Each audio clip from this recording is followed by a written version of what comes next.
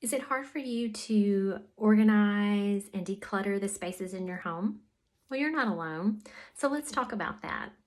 I too know the feeling of walking in the room and being overwhelmed to the point where it's almost paralyzing and you do nothing.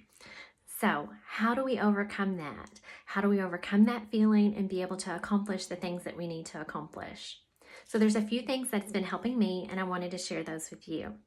What I have found is that if I will set a goal and think about the space I want to work on, how I want that to look, and how that's going to feel when I get that accomplished, that helps motivate me.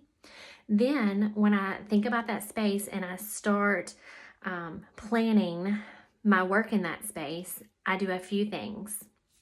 First, I set aside some designated time. I don't just say, hey, I'm going to work on that tomorrow.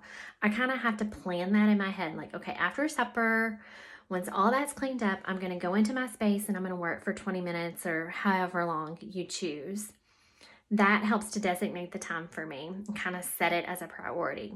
Then I think about what do I want to tackle when I get into that room, because what is helping me is to look at that space and to break it down into smaller sections or zones, pieces, however you want to say that.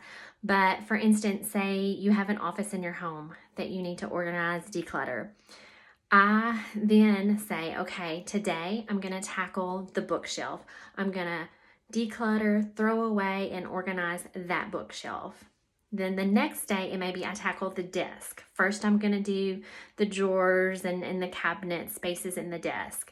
That way, when I go to clean the top of the desk, I have more room to organize the things that I need to keep inside of the desk.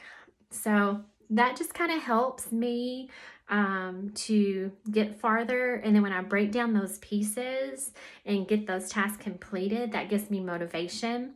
So knowing how I want the room to look in my head and how I want that to feel gives me motivation.